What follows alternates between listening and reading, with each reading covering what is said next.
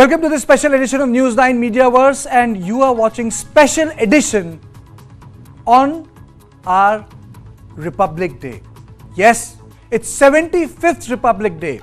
The 75 years of the Indian Republic has seen many shifts and changes. Indian foreign policy has transitioned from non-alignment to Soviet Union tilt to now being recognized as a legitimate global power and partner with the United States of America.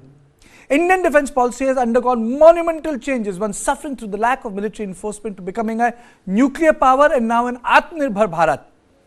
And a country which is now exporting missiles to Philippines. And Indian politics has also evolved. From 1950s, when the stress was to keep the country together, to ensure the election cycles go, to cultural assertion, to the darkest moment of 1975 in form of emergency, when even the habeas corpus was suspended. India has come a long way. The transition of the politics, mood of the nation, foreign policy, defense, and after 2014 something exceptional has happened. A couple of sociologists have written about it, and this is going to be the last but the most important part of this discussion. First foreign policy, then defense, then domestic politics, and then Modi and decline of Congress. And that is, क्या 1998 से लेके 2014 की राजनीति अपवाद थी? Has India gone back to the single party dominant system, which is the true nature of the Indian politics? And the so-called, the binary which emerged, in which L.K. Advani spoke in 2009 speech after he lost the election, was an exception. We will talk about that in the end. But today I will take you through the 75 years of the Indian Republic and the noteworthy milestones, while also addressing the evolving stand on foreign policy, defense strategies and Indian political landscape. On this I am joined by Arun Anand, author and senior journalist, Ambassador Ashok Sajjanhar and Lieutenant General Rameshwar Yadav, and with me in studio, Group Editor Languages and Hindi of TV9 Digital, Panani Anand. And we will be running all those special graphics, the Republic, and we will start from first 1950s. This is the 2020.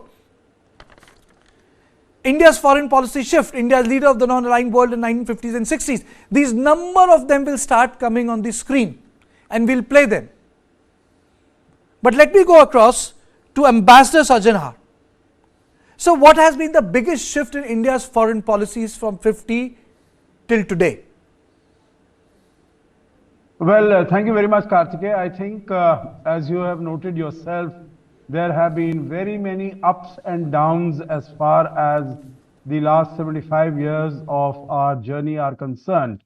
And our foreign policy also has seen many ups and downs. We have seen, sinking to the nadir in 1962, then rising to the pinnacle in 1971, then coming up with, the breakup of the Soviet Union, the whole world environment, security, strategic architecture changing, and then us seizing the moment in 1998 by holding our, nuclear test. After that, in terms of the 2001 9/11 attacks, how India handled its own relations with different countries, after the demise of the Soviet Union having taken place in 1991. We established our strategic partnership during the time of Prime Minister Vajpayee, which are continuing till today, whether it is the visit of Bill Clinton in March of 2000, whether it is the visit of President Putin in October of that year, and we had the annual summit relationship with the Russian Federation. Annual summit relationship started with the European Union also during that period.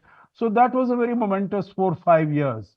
And then in 2005, we saw the signing of the India-US civilian nuclear cooperation deal, which was approved by the NSG, unique one-time waiver given to India in 2008.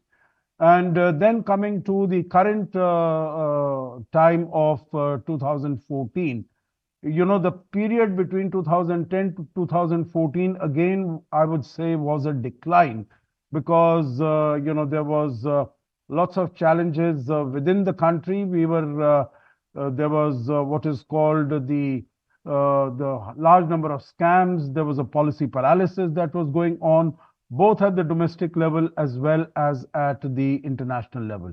But after 2014, again, we have seen a very rapid, very significant growth as far as India's position in the world is concerned.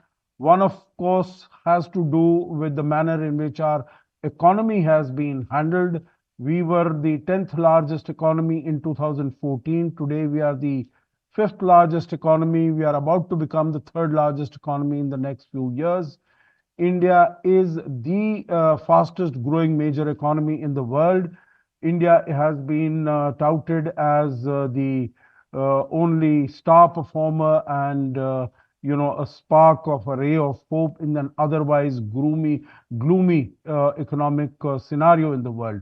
So one, of course, is as far as India's economy is concerned, the manner in which we have handled the crises, the black swan events of COVID-19, the black swan event of Russia-Ukraine conflict, and now the Israel-Hamas conflict.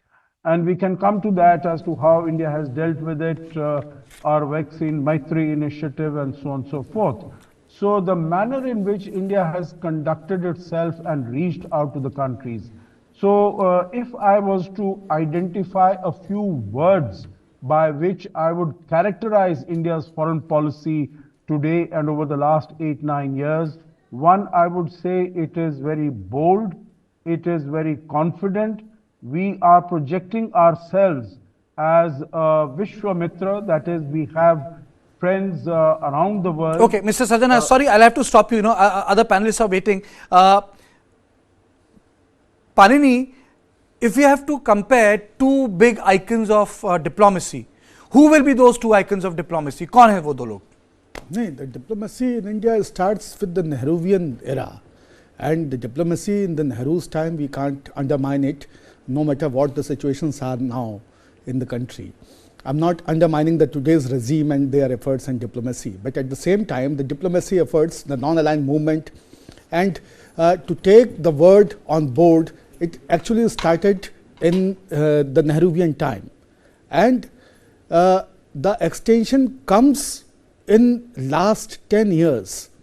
Not to underestimate the platonic shift, I'll say, in Manmohan Singh's time, when we actually started tilting towards. Are you saying that it was a platonic shift towards the United States of America, or was it a tectonic shift towards the United States of America? Both, I'll say, because see, it is very important that the Nehruvian man, how he quits the Nehruvian policy and tilts towards the towards US, that shift, keeping the UPA one fragile, taking the left out from the alliance, losing the partners, and then still gaining that Indo-US nuclear deal. That was a big milestone in our 75 years of diplomacy. Okay, I'm also joined by Professor Rajan Kumar. Sir, am I audible to you? Okay, I think we have a technical issue. Let me go across to Arun Anand, and then I'll go to General Yadav. Arun, do you think that the foundational ideologies of different political parties have had a bearing on foreign policy?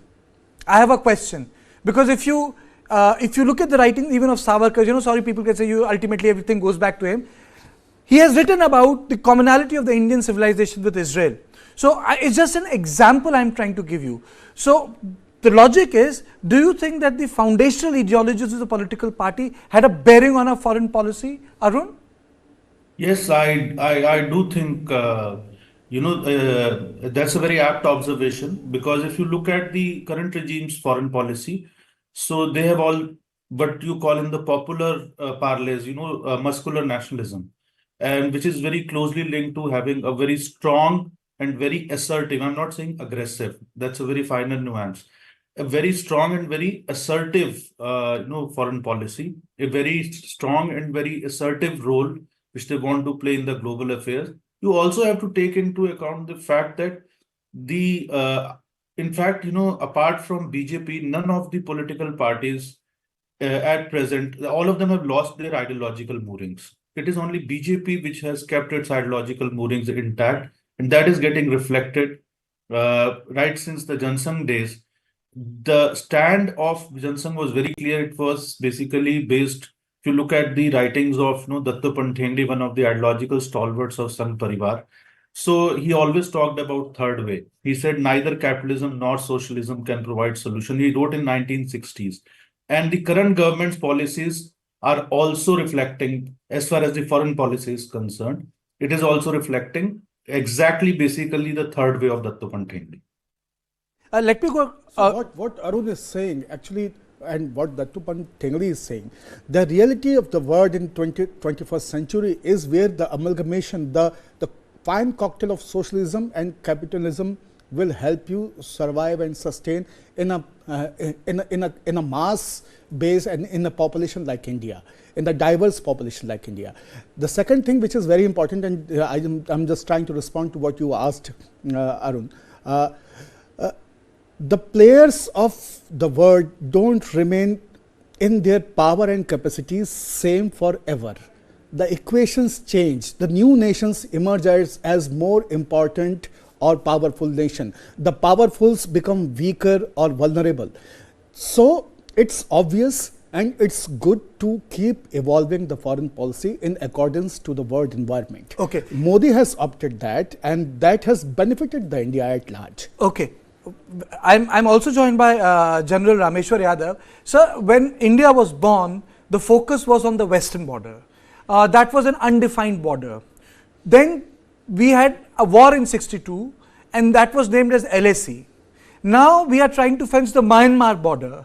How has India's strategic priority shifted, sir, from 1950s till today? Is there a paradigm change, sir, or is it the same loop? You see, when we are talking about foreign policy, we have to look at what are the basic ingredients of the foreign policy. Now, it is contingent on three capabilities. One is nuclear, conventional, and sub-conventional. When we are talking of nuclear policy, we have got credible nuclear deterrence as on date.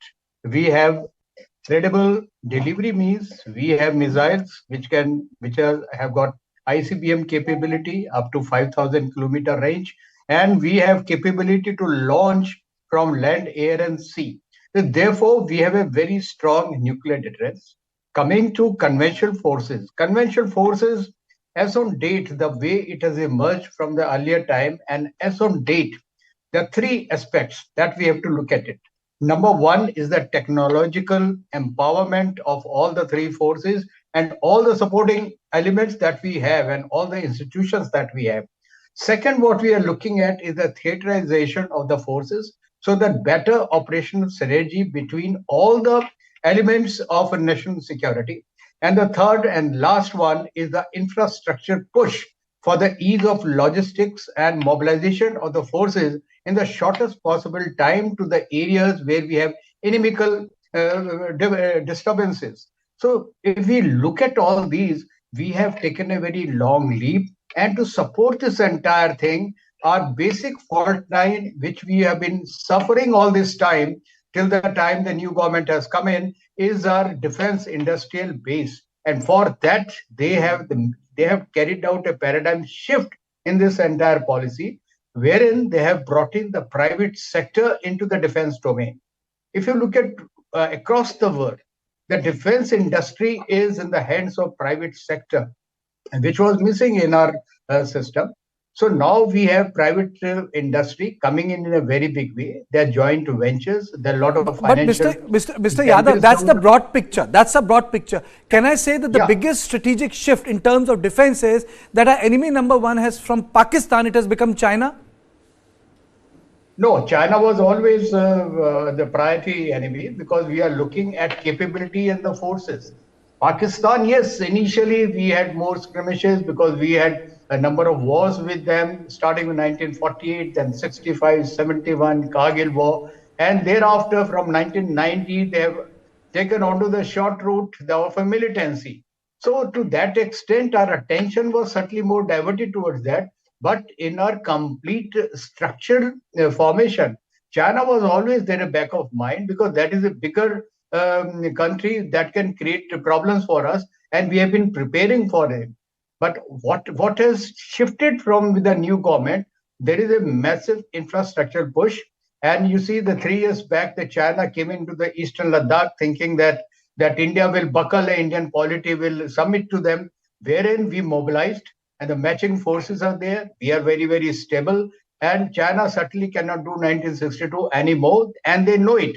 In fact, they came in with a lot of Lam Lashkar, but now they do not know how to go back. They are looking for the face-saving mechanism. And whatever is happening in Ladakh, we are in a very strong footing. And inshallah, in case there is any mischief done by Okay. China, they are going to have a bloody nose. Okay, okay. But economically, 1962 is still happening. We have more friendly world today for India, but we have less friendly neighbors, and all of them are under the influence. Most of them are under the influence of China. I think if you ask Not me, only that, the dependency on the pharmaceutical sector, the manufacturing, the technology on China is a worrisome part. if you ask me, I have reported defense for only 2 years. The creation of the post of the CDS and the introduction of Agniveer is apart from Atmanirbhar Bharat and apart from so many things, is significant because structurally Agniveer is changing the basic DNA of our army. It is the debate which is part and parcel of both serving and non-serving officers. I am also joined by Professor Rajan Kumar. So we were discussing the 75 years of Republic. I have made 75 slugs, sir. I could have put many, but this is what I thought were important, from green movement to industry to, for example, Chipko or, for example, IIT formation. This is the best I could. I thought that these were the most important things. What has been the most significant foreign policy shift in last 75 years, sir?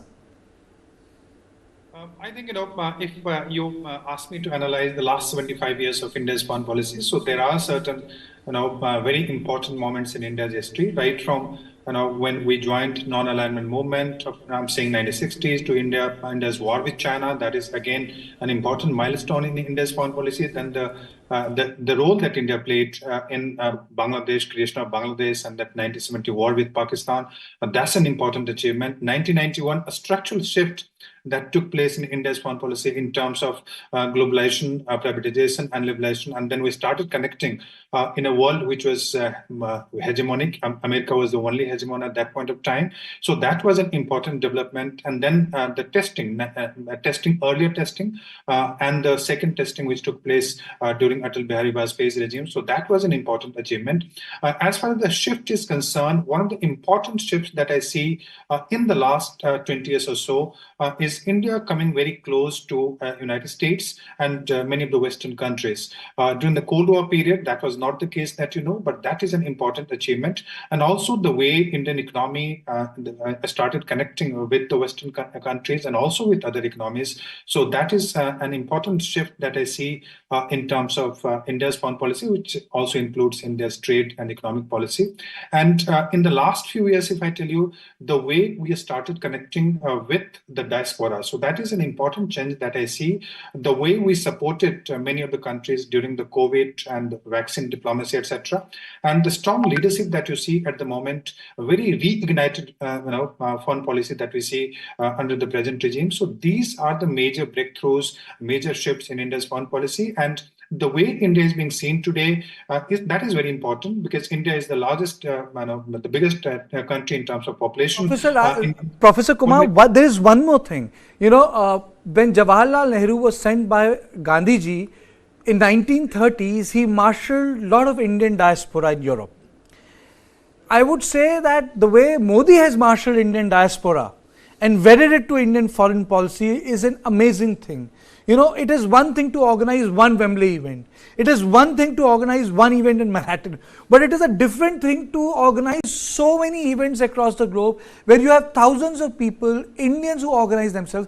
I remember I was in Shanghai and there was a huge crowd inside a stadium, and I realized that they've all flown in from different provinces of China. They were not the people living in Shanghai. So ability of the entire machinery to organize Indians to come, and I saw this in San Jose also, in the West Coast. People came as far away from Arizona, Illinois, Michigan, and they flew to San Jose and they were inside the stadium. So to organize a crowd of diaspora like that, which is public opinion, and in opinion we live in the world of information. It's an information world. It's a world where there's an information war. The opinions have been weaponized. The information has been weaponized. I wouldn't say a contribution, but it's a huge shift. And I think that is a significant part of India's foreign policy. The diaspora thing which you are talking about, see, there is one thing very important we should remember, that the events abroad, and I think Narendra Modi is the first Prime Minister to organize and capitalize the events like this. No one before him was able to do it that smartly. But at the same time, we have got the better media coverage in the US newspapers before Narendra Modi's time.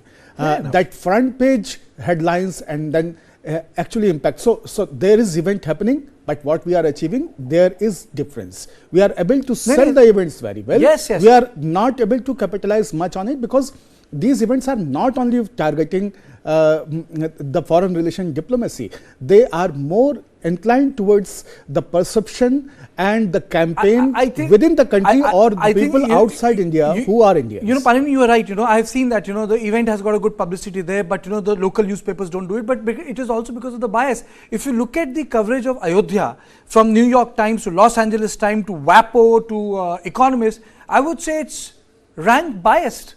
You know, it's rank biased because, you know, they see it as if, you know, someone has fleshed out India's soul, which is not the so. Actually, I would say people on 22nd of January saw India's soul. They actually saw India's soul. And that's why challenges like UNSC. These papers are not the testimony to just good journalism. They can be biased. These very papers like New York Times were talking about nuclear weapons or biological weapons with Saddam Hussein. And they ate out of the US military's hand, but nothing was found. So I would say that yes, it's a contested space. I agree with you that it's not as if that it's an end all, but it's a new element in our foreign policy. Please don't go away. We'll be back after a short break, and then we'll talk about domestic politics and rise of Prime Minister Narendra Modi.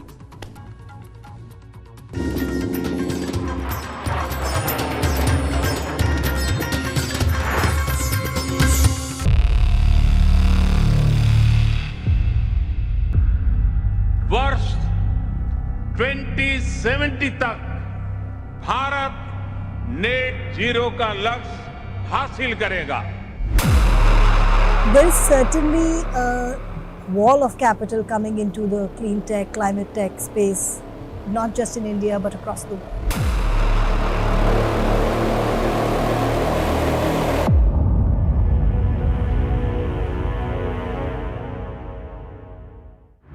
This and more, streaming on world's first news OTT, News9 Plus. Download now. A defiant performance by Ten Hag's men. Now standing at 7 feet 4 inches, Satnam Singh is making his way into professional wrestling. We are getting more good news for India.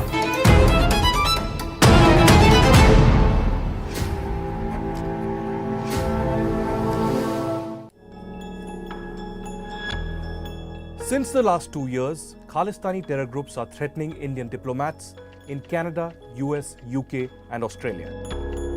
Investigations of these threats led us to the first ever abduction and killing of an Indian diplomat, Ravindra Matre, in UK's Birmingham in 1984. Our months-long investigation finally led us to the murderer of Ravindra Matre, who has been hiding in Pakistan-occupied Kashmir for the last 40 years. Watch our exclusive documentary, Murder of an Indian Diplomat, where we reveal the man who killed Ravindra Matre.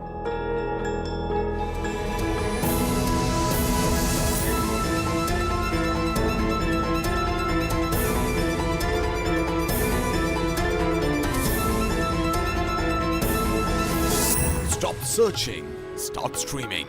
Download the world's first news OTT, News9 Plus, ahead of the curve. जानना है तो देखिए, समझना है तो सुनिए, सीखना है तो पूछिए और कमाना है तो खरीदिए। जानकारी, सलाह और निवेश सब एक ही सुपर ऐप पर। पैसे का सवाल है तो जवाब है Money9। आजादी पैसे की, अभी डाउनलोड करें।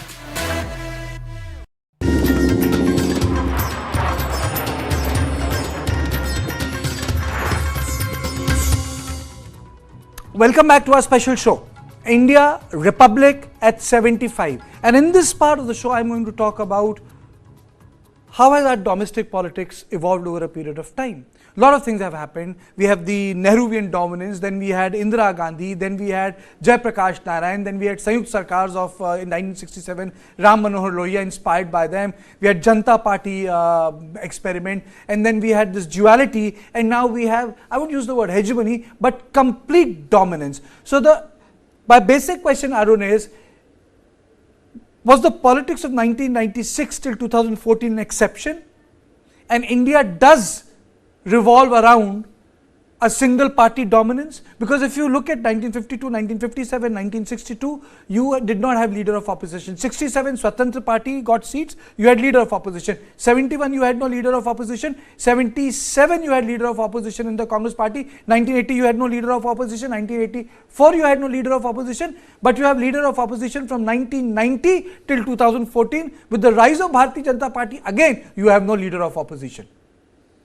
So was that bi-party thing which Advani talked about was an exception in Indian politics? And is this the norm, what we are witnessing? I think this is going to be the new norm. This wasn't earlier the norm, but this is going to be the new norm, and I'll tell you why. It is not specifically related to, only Narendra Modi or BJP.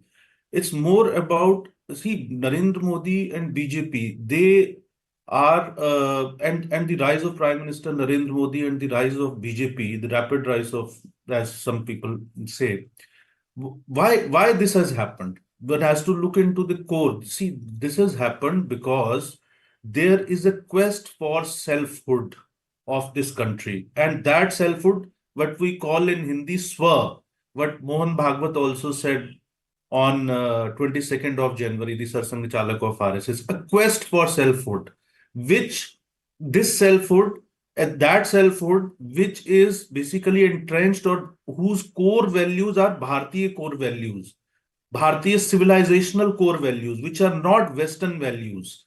So this quest for selfhood is reflected in the rise of BJP, in the rise of Prime Minister Modi, and what they are doing.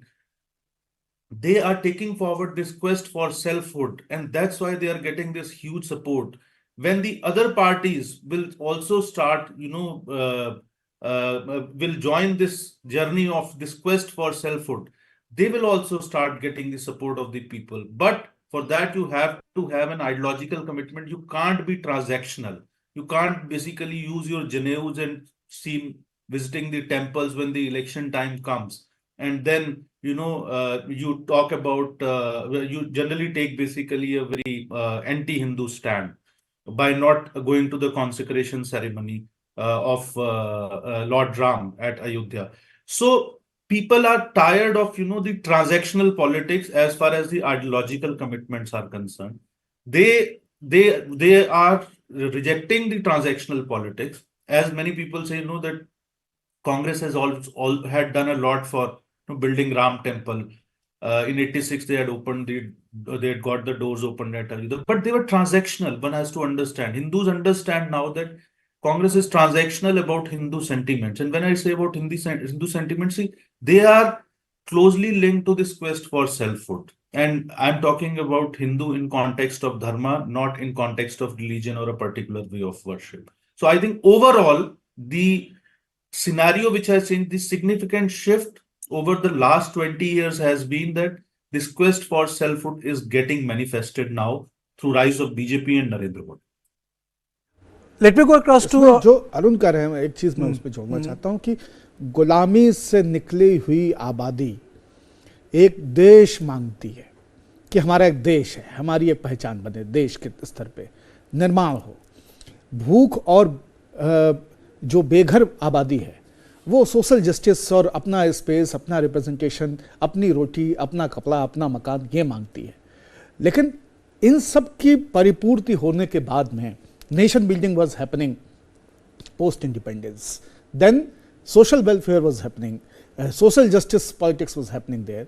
ये सब होने के बाद में, new liberal policies के बाद में, आप जैसे जैसे संसाधन से संपन्न भारतीय समाज होता गया, वहां पे एक भूख अपनी पहचान की आनी ही थी। वो सहज चीज है कि जब आदमी अघा जाता है, खा के उठता है तो कहता है कि हाँ मेरी पहचान क्या है। और नरेंद्र मोदी का राइज उस पहचान खोजते समाज के बीच में नायक का उत्थान है। तो आपको यह समझना पड़ेगा कि नरेंद्र मोदी एक केवल पार्टी को और केवल एक विचारधारा को रिप्रेजेंट नहीं कर रहे हैं। नरेंद्र मोदी का मतलब है इस एक बहुत बड़ी आबादी, इस एक बहुत बड़ी पहचान को स्व के ज्ञान का व्यक्ति, और इस स्व के लिए हमेशा एक नायक की जरूरत होगी। जब भी आप अपनी सांस्कृतिक रूट्स में, अपनी पारंपरिक रूट्स में, अपने इतिहास में अपनी पहचान को खोजना शुरू करेंगे तो आप नायकत्व के लिए भी लोग वहीं से खोजेंगे। इसलिए आप बात राम की करेंगे, इसलिए आप बात हिंदू की करेंगे, इसलिए आप बात गंगा की करेंगे, और इसलिए आप विचारधारा में उस विचारधारा के नायक के साथ में खड़े होंगे जो विचारधारा एक बहुमत आबादी को आइडेंटिफाई करता है। तो वाजपेयी के समय वो चर्निंग हो रही है, राम मंदिर के समय वो उद्वेग है, लेकिन ये जैसे जैसे आप इसमें कैपिटलिज्म को, न्यू लिबरल पॉलिसीज को, इन सबको कट करके बाहर नहीं कर सकते हैं। बहुत सारी चीजों ने मिल करके एक जमीन बनाई है जिस पे नरेंद्र मोदी नायक बन के उतरते हैं। Mr. Sajjana, this is food for thought. I think another great feat of the Indian politics, and I always feel, people say that democracy starts with election, doesn't end with it, is the ability to hold elections. A lot of post-colonial nations have failed to do so, and they have undergone dictatorship, failed governments, or puppet governments. But India has escaped that. We accept emergency, we have held elections regularly. Yeah, thank you very much. Kartikeya, what you mentioned, elections are a very integral element of a democracy. But I think what you implied in your question also, that elections are not the end all and be all of democracy. Elections are only the beginning, that's the first step. After that, you have to take several other steps. That is, what are the elections designed for? Elections are basically designed for, meaning we've been talking about foreign policy, so, ensuring the sovereignty and territorial integrity of the nation, of the country, and also providing a better living standard, better standard of life as far as the people are concerned. And so I think what we see, the phenomenon that we see, and I'll call Prime Minister Modi a phenomenon in that way. And, we shouldn't think that phenomenons can come all the time.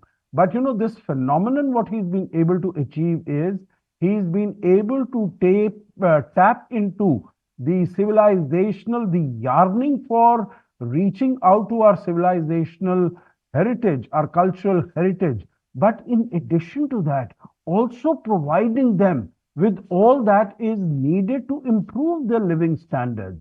When we are talking about, and first I was talking about how the economy has done well, and it all rests on that. If the economy is done well, the size of the pie gets bigger. That means you are able to provide more to the people. So whether it is Ujjwala Yojana, whether it is Anna Yojana, whether it is providing housing, whether it's providing electricity, whether it's providing water, let me tell you, one without the other is incomplete. Just this resurgence and recognition of your cultural moorings, just standing on that without providing any of the benefits, that would not be able to succeed, and vice versa also. I think the combination of the two, that is what is Prime Minister Modi's singular achievement that he's been able to do. We were able to, let's say in 1971, we got the victory in the Bangladesh war. So great things, meaning there was great energy as far as the country is concerned. But then after that, as far as the economy is concerned, we've really never been able to do after, our independence. That has been in terms of policies, we have not really been able to achieve. I think it's the credit goes to Prime Minister Modi, and you can see how we dealt with as far as our economy is concerned in the aftermath of the COVID-19. Everyone was saying, we have so much of, as far as $600 billion of foreign exchange reserves, we have this, we should provide funding to our business, to our people. But we followed a very prudent policy, and I think that prudent policy has served us well. And going forward also, I think in the social sector also we have been able to remove but the Mr. Sajjanhar, there is another aspect of our domestic politics. Another aspect of the domestic politics which is which I would say is a huge shift, and that shift is being reflected in our parliament. Arun, the people who were elected in 1950s, 50% of them were agriculturalists. If you look at the profile of our parliament, it is a different India which is going there. I am not saying that the people from rural India don't go to a parliament. There is a shift. Different people are going to parliament these days. I think two things have happened. One is that the electoral process has become very expensive. So it has become, which is not very good for the for Indian democracy.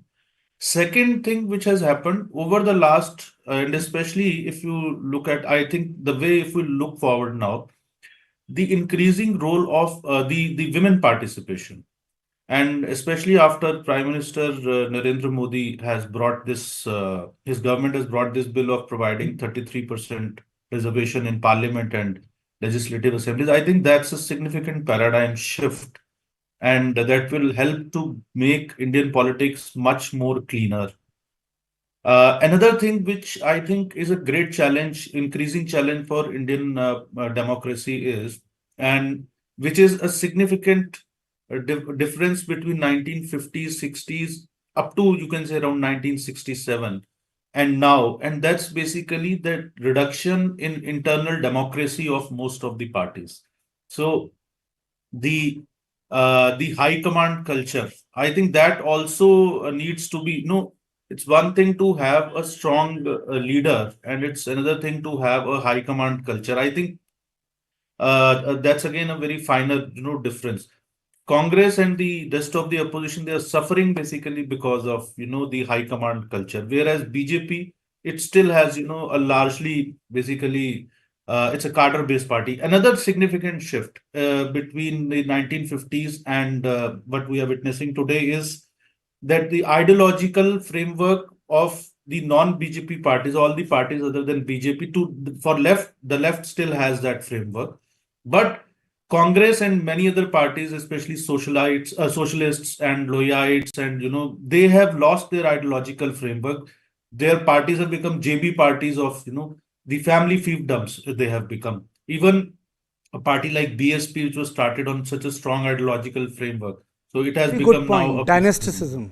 That's a very good point. It's not only Congress which is suffering from that, and most of the political parties have to learn. See. Last point I want to make quickly is that's why all these parties don't have cadres, they just have members. To become members, to convert members into cadres, you need training programs, and your training programs are based on your ideological fulcrum, which only BJP has. That's why, and that's the extinction of cadres, which is hurting these parties. So I think these are some of the significant changes. You agree that? I think that it's not that only Congress is suffering from this high command problem. You always have a high command. High command is present everywhere. High command is everywhere. Dynastic high command, and there is no non-dynastic high command. It's not the cadre or not the organization which is making most of the decisions. Like the very new MLAs who don't even have the experience of assembly conducts, legislative conducts, they have become chief minister. So it's a high command and it's a cadre. In Congress, there is no cadre, there is only high command. Most of the regional parties don't have that kind of cadre, except the caste representatives who are influential or powerful in their areas, in their regions. Otherwise, high command has been adopted and opted by the BJP very well on the similar lines of Congress party. What Congress lacks is cadre. They have very strong cadre, and not only cadre, the multiple layers of cadre in BJP. I think, you know, from an outside, let's take that outsider perspective from General Yadav. I think if you ask me what Congress has lost in one word, General Yadav, are you there? Yes, I'm there. If you ask me what Congress has lost in last 75 years, is ideological mooring. ना यहाँ के हैं ना वहाँ के हैं, न उगलेंगे ना निगलेंगे, शिलान्यास भी कराएंगे पर उद्घाटन में नहीं जाएंगे.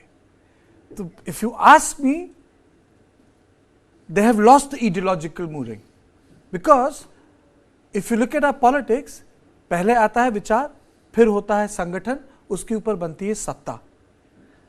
So if you don't have vichar, it's a very beautiful Hindi word, vichar, you'll never have an organization. If you don't have an organization, you'll not have members. You'll not have members, you can't build. Let's take an outside perspective. Tell me. Well, I'm not a person whose politics is the forte, but I can just give a little input of the discussion that is ensuing. What is the change from the military perspective? I had earlier talked about nuclear deterrence and the conventional deterrence against our enemies. Now, what is happening now is there is a political deterrence that is being created by the present government, present leadership. Present leadership is very decisive. They're very clear and they're very strong and very competent. Now, as a result, what we are looking at it, there is a resurgence of military capability that we have out of the same resources. After technological empowerment, India is moving ahead. Now, in that, the two things that have been that we saw, surgical strike and the Balakot. Now, these are two paradigm shift in our entire defense cycle. Here is a government which has showcased that they have a political will to use our national capabilities when it comes to take care of a national interest.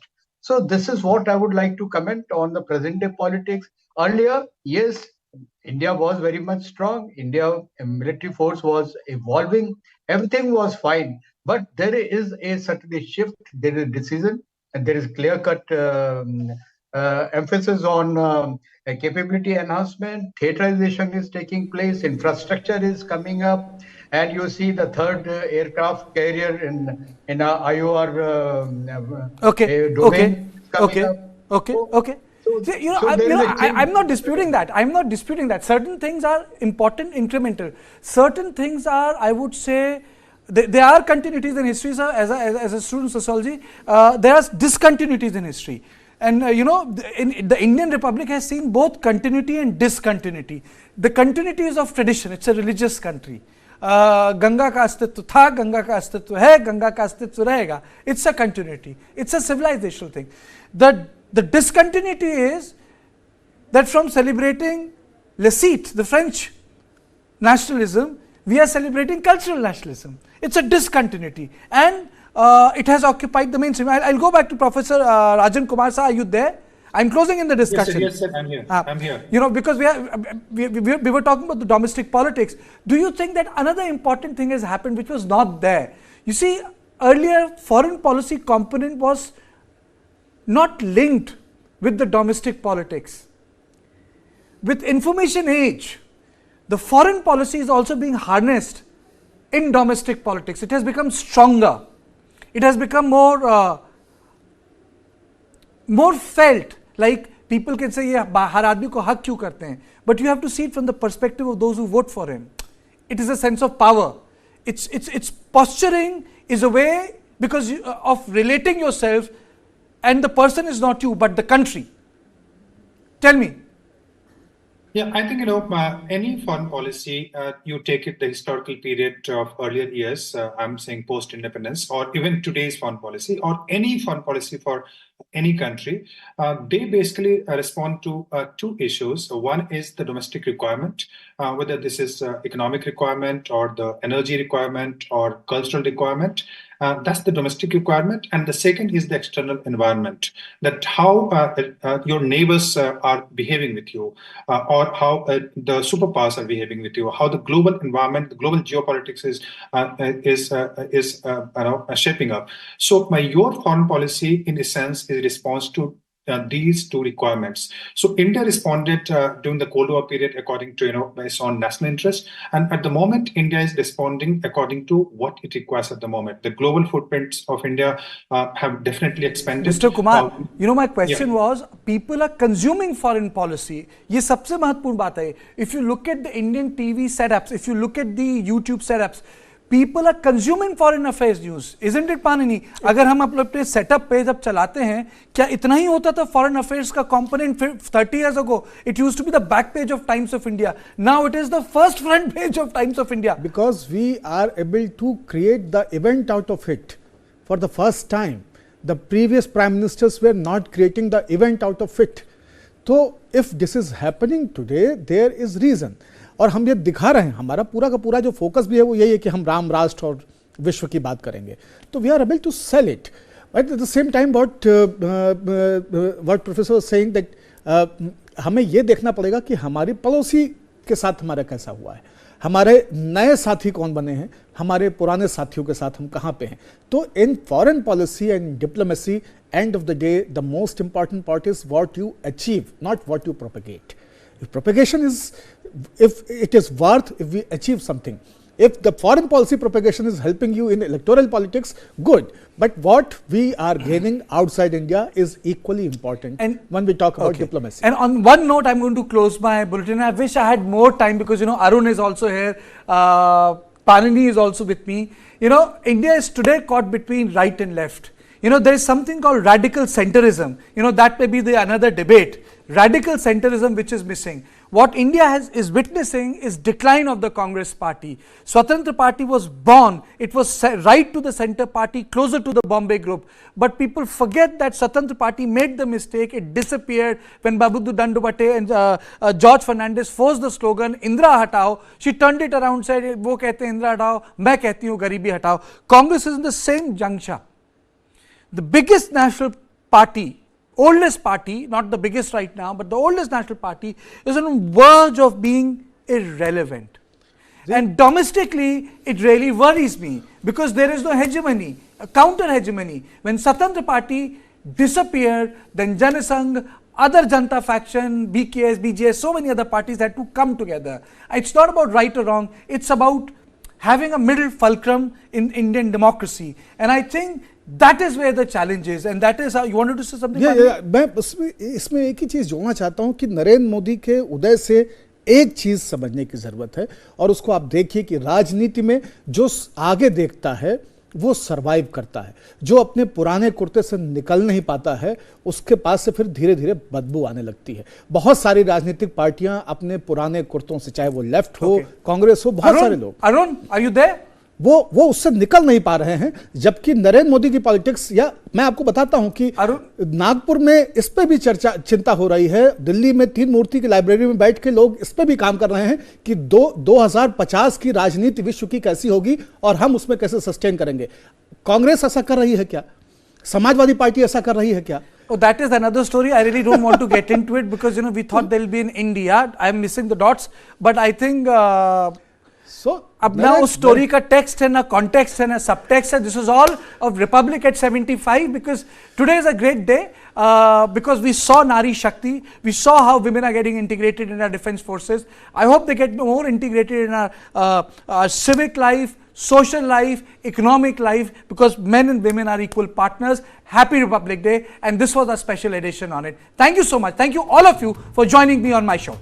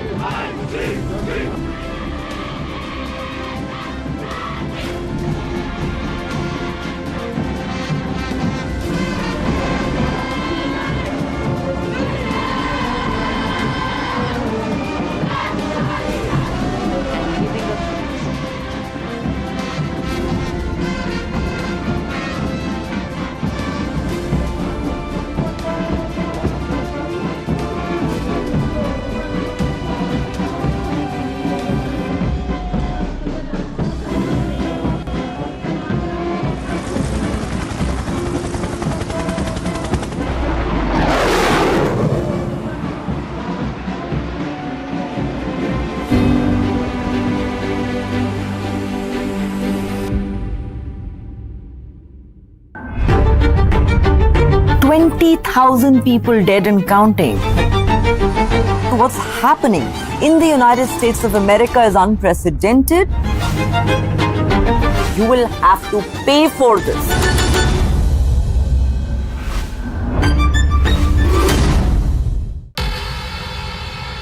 Pakistani spy agency ISI's sinister plan to target India.